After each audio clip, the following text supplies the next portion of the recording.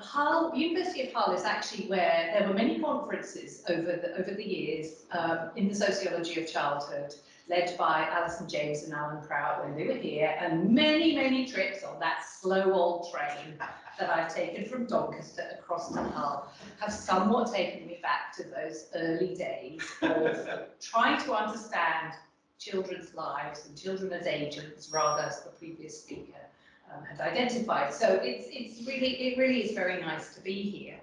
I describe myself as a sociologist, and I do many things, but for the purposes of this talk, it's rather a rigid talk that describes the Young Life study, which I was deputy director of from 2011 to 2017. When my contract finished. The study itself does carry on, so there's plenty of resources to look at.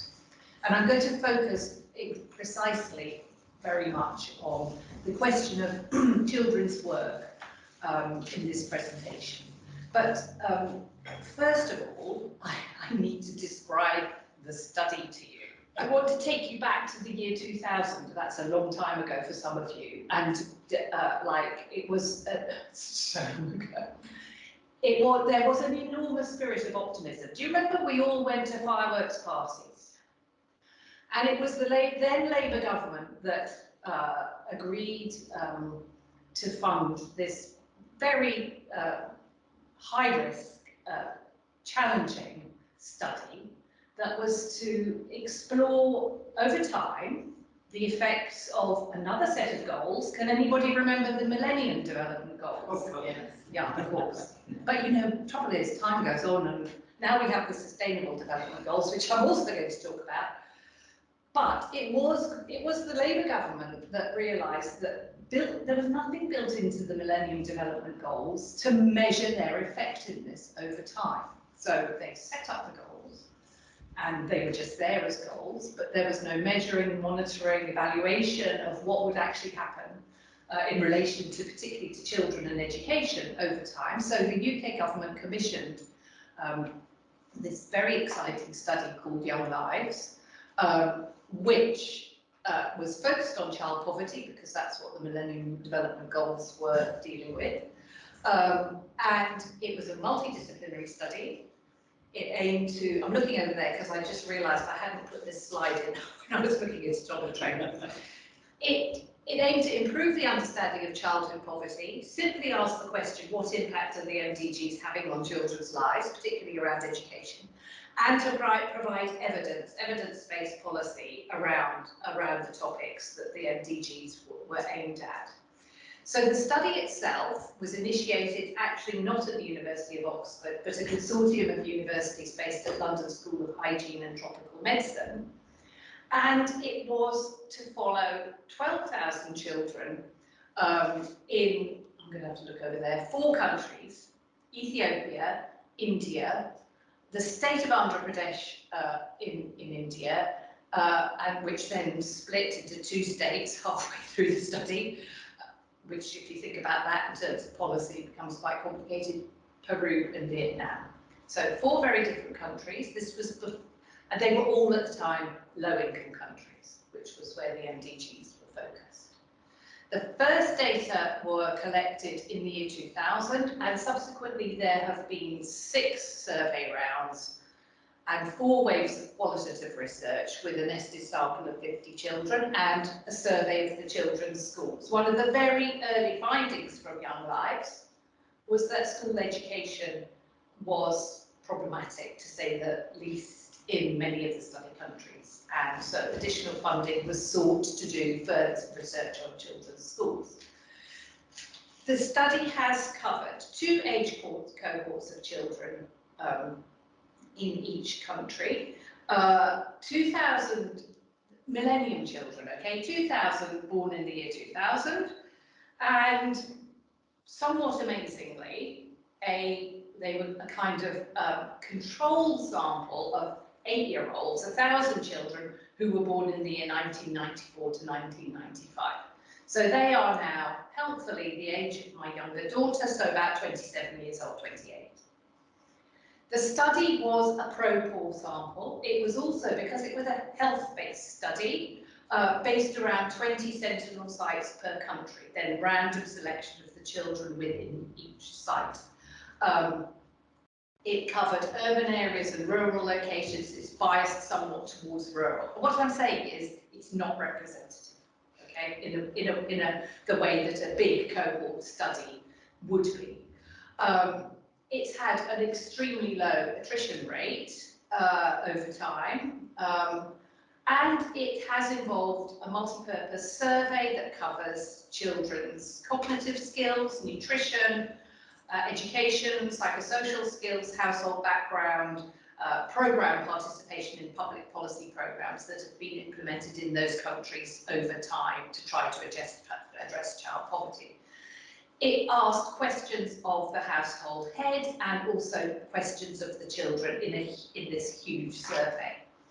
And as I already mentioned, it is multidisciplinary. For various reasons that I won't go into, the study moved up the University of Oxford in Department of International Development in about 2004-05, and the study became international development as a discipline tends to be dominated by economists. And economists have not tended to focus on children. So it was a really interesting, creative moment to try to engage with different disciplines, different ways of seeing and understanding children and childhood.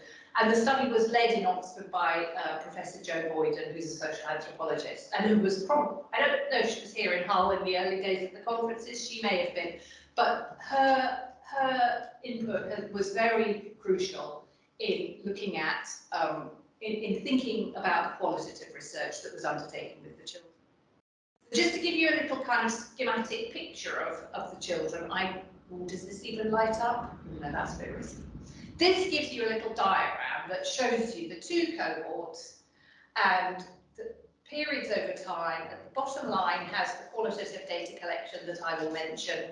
There are also, as I said, thematic sub-studies and surveys of the children's schools.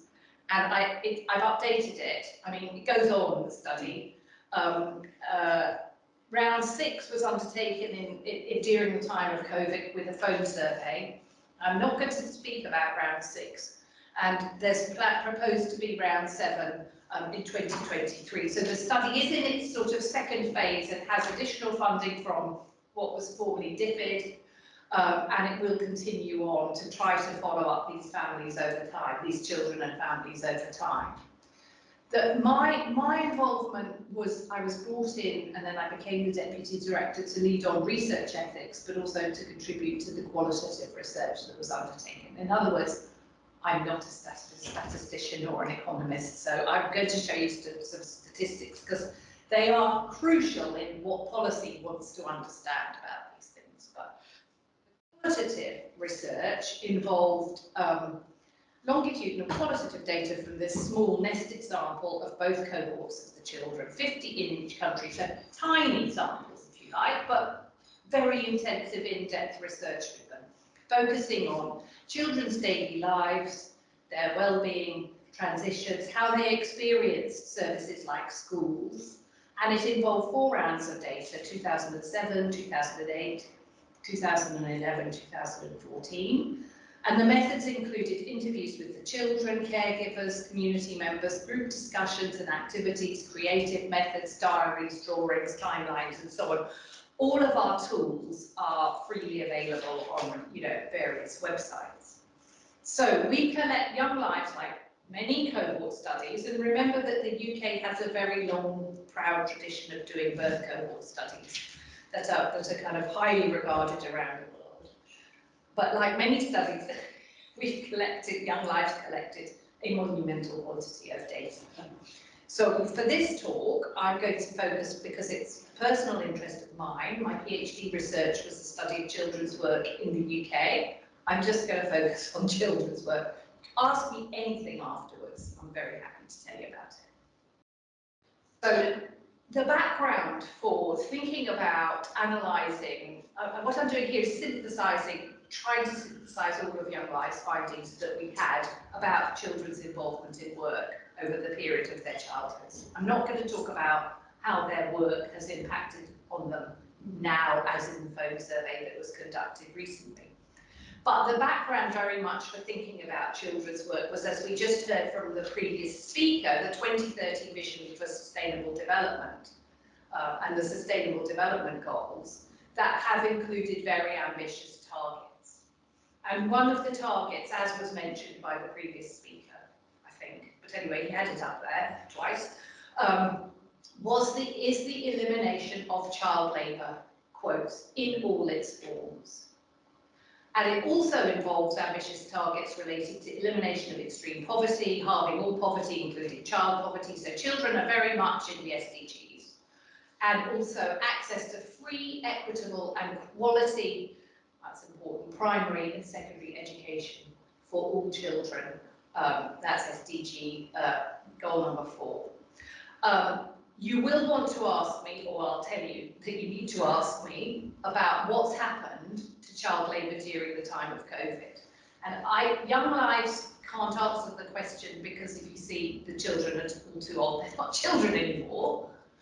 But just about to start on Sunday is the 5th global conference, the ILO conference on the elimination of child labour in Durban. So if any of you child labour experts, you need to be tapping into what's going on around the global conference. I don't anticipate, I anticipate that what I'm presenting is a bit of a historical artefact on account of data, when the data were gathered. Now, for any of you who work on child labour and children's work is very challenging when it comes to thinking about evidence, and there's big limitations in how child labour and children's work is studied. It's difficult to define and measure children's work, child labour, and worse forms of child labour at an international level. And there's very little, or hardly any, evidence on how children's work has changed over time as a result of rising school enrolment, economic growth, and poverty reduction and urbanisation. And there's very limited evidence on wider drivers and consequences of children's work as a basis for wider policy responses in education, social protection, youth transitions, and women's economic empowerment. So the advantage, is this okay? I'm not going too fast. Okay. To sit still. So Young Lives, good for me though, Young Lives was kind of unique in that it could offer relatively recent and very unique in being able to offer longitudinal data on this question. It also could offer quantitative data with insights from the children themselves. And while I said the sample's not representative, it's broadly representative of boys and girls living in differing poor, rural and urban areas. The other unique thing that Young Lives could offer was linking children's work. Often children's work or child labour is studied as a snapshot, not much attempt to, link it to their household situation and so on. But Young Lives could link children's work to household livelihoods, schooling and other aspects of their lives. And it could also enable an understanding of the consequences of children's work for children's skill development and transitions into the labour force. And just to give you this is how policy academics have to speak, the headline findings from Young Lives were that children's participation in paid work declined in 3 of the 4 countries over time. I'll speak more to these findings. Children were spending more time in school and less time in paid and unpaid work than previously. The types of work, pretty unsurprisingly, are specific to context, but they're also shaped by gender, household composition and birth order. And perhaps controversially, work supports the development of skills. It enables some children to go to school, but it also interferes with schooling in complex ways.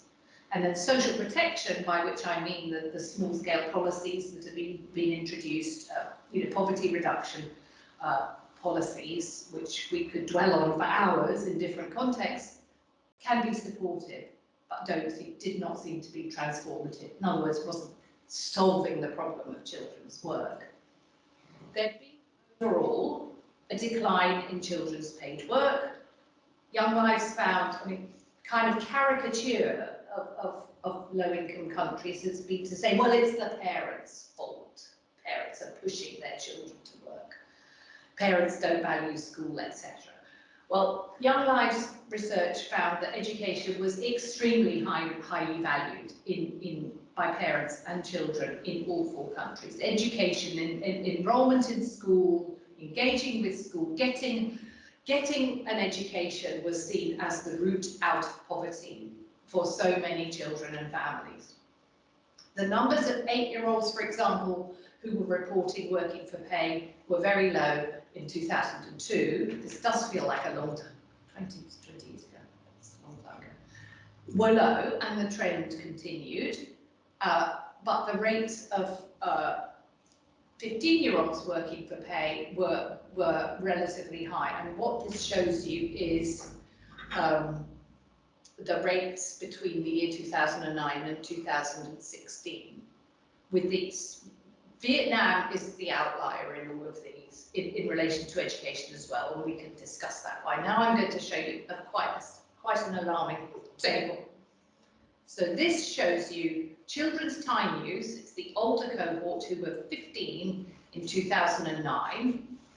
And then I'm going to show you how this is changing slightly over time. This includes all kinds of work, paid and unpaid. It shows that hours of work increased with age. Ethiopia stood out as the youngest children were involved and had the highest amounts of work. The hump shape is school enrollment. And India is also a bit of an outlier in 2009 in relation to children's work, but in the state of Andhra Pradesh, as it then was, there had been some pretty striking campaigns against children working that may have explained that.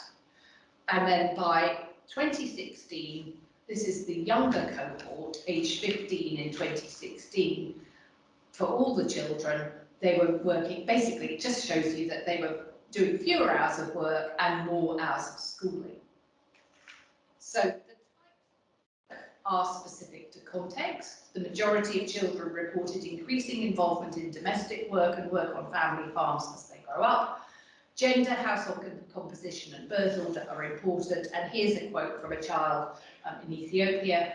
I started working when I was very small. I was herding the livestock because I was the last born child in the family who did not have a boy. So that was a girl explaining why she was doing livestock herding, which is usually a boy's task. And for girls, the time spent on unpaid care increased very sharply between the ages of 12 to 22. If you want to read these, I've got them. There's a downloadable summary of this whole report. But girls' domestic care work increases very, very sharply. Okay, so in relation to school or work, or school and work, families and children seemed to be balancing present needs and anticipated future outcomes. Family members rely on each other, and so to an extent, you know, one child might be sent out, might work there, I've slipped into the language, might go out to work, and a brighter child, perceived brighter child of either gender in actual fact, but mostly boys, would be the focus of the school investment. Family members rely on each other to a great extent, and that's where a kind of Western individualized measure the child, test the child, teach the child, misses the point that family members are highly interdependent. You can't sort of remove that, remove the individual without impacting on the rest of the family. And work for children, some young people, some children, was a source of pride and blessings from family members, and it was about being a good child. So this is a boy, a 15-year-old boy in rural India, talking about how people say to him, his mother says to him, look, you are a blessed one, you're being looked after by your son, there's no need for you to work. He's not only earning, but also taking care of you. The boy said, made me feel very happy, I want to get a good name, still want to work hard and do better things. The other thing that is important to note that we found in each of the countries, and this is beginning to be understood a little bit better Children learn from work. The skills that they learn through work are important as a backup if education fails to lead to improved prospects. So here's a 15-year-old boy in India. He says it like this: as it is, we're not sure of getting employment after completion of education. We're not sure of getting a job, so we cannot depend on one source for employment alone. We have to take up studies and work simultaneously during holidays. And that's what if you look at the literature on youth labour markets in low-income countries and middle-income countries, then it is quite clear that being not sure of getting employment is a very important factor. And then perhaps more controversially, work enables some children to go to school. So this is a young woman in Ethiopia, Mulu. She says, if I didn't have a job, I couldn't have attended class because I would have had a financial constraint. Our standard of living has improved since I started work. So she had started school at the age of 8. By age 12, she was actually working picking beans. But by 2014, she was in grade 12 and expected to take a university entrance exam. So one of the language of the economists that I find difficult is drop out. They talk about children dropping out, drop out. You see it written and said many times. Don't say that, but they don't listen. But because actually children go in and out of school, and actually we do see education not being finishing at the age of 14, 15 or 16, but this need and desire to keep training. And here's a young woman in Vietnam who was stitching shopping bags at home. She explains, back then my family was short of money. I lent the money to my sister for her tuition fees. She'd been working, doing home-based work, working with her father in construction work, but actually she was attending university by the age of 19. But it is also clear that working interferes with schooling.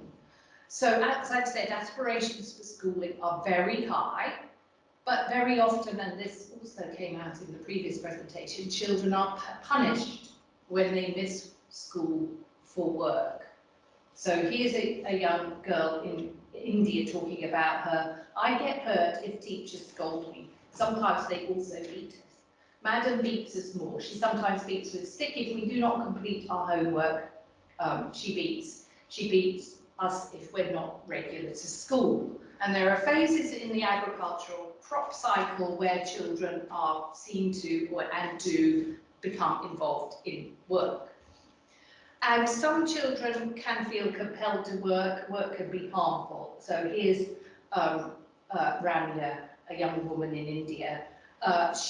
When she was 13, she was saying, there's no choice. I have to do all the work that mother and grandmother say. If it's done by too few people, the crop goes to waste. I have to work. It is hard work. We have to clear the loans.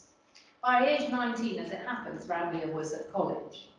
And then here's Ranadeep, a young man in rural Andhra Pradesh. There's nobody to work in the fields. We need to pay 100 rupees as wages every day. And we were not able to afford it, so they stopped me from going to school.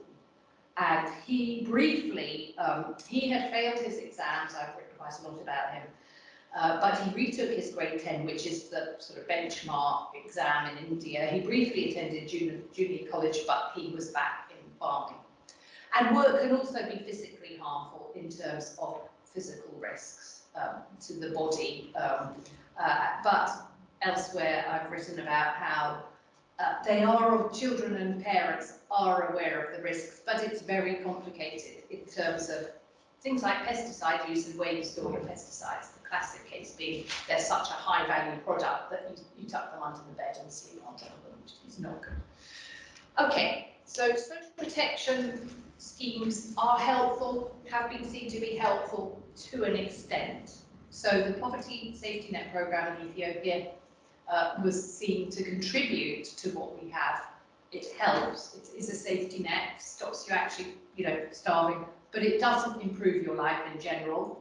The Mahatma Gandhi National Rural Employment Guarantee Scheme in India, which was guaranteeing 100 rupees a day for 100 days, was also seen to mean that children were drawn into work in both of those countries, but that has changed over time. So here's a quote from a parent in India, or a child in India. Previously, when parents are unable to work, then the children of 15 or 16 years will do it. But now they're being told that children are not to be included and that this is an offence. So that gives you some sketchy findings on the topic of work. So what might we learn in terms of policy? What might we suggest for policy responses? It's a question of trying to see the responses as locally relevant, flexible, and responding to the situations in which families find themselves. We argued from our findings that the policy responses should be grounded in children's and caregivers' experiences in rapidly changing contexts, not criminalising or stigmatising. And it is quite clear in some countries that the policy response to children working has been highly legalistic or criminalising, and there have been circumstances where children have been removed from situations of work and put in much worse situations. There needs to be, I mean, this is obvious, but I'll say it, a focus on structural factors, and that means poverty, factors outside of poverty alleviation strategies. The whole climate crisis is going to have a huge impact on family livelihoods and therefore children's livelihoods, and support targeted at the most vulnerable children. Young Lives found very mixed findings on the quality of schooling and what children were actually learning in school. So it's all very well to say remove children and that childhood means going to school, but if you have poor quality problematic schooling with absent teachers, corporal punishment, school fees, children being harmed when they can't meet the requirements of teachers and so on, then that's very problematic. We also suggested in our analysis that the harmful aspects of work should be the focus of attention. And that finally, that social protection measures should be child sensitive. So if you're rolling out some kind of policy intervention around poverty alleviation, think about the specific impact that has on children. So that is actually all I have to say about Young Lives' findings on children's work. And I just put this up, those are my acknowledgements, and there's plenty of materials and resources on the Young Lives website, and a huge amount of material that's been put up, including a couple of publications that are actually would be useful in education systems because they're very sort of child-friendly themselves. There's also an e-newsletter, and the Young Lives survey data is all publicly archived for other people to use. So, thank you very much.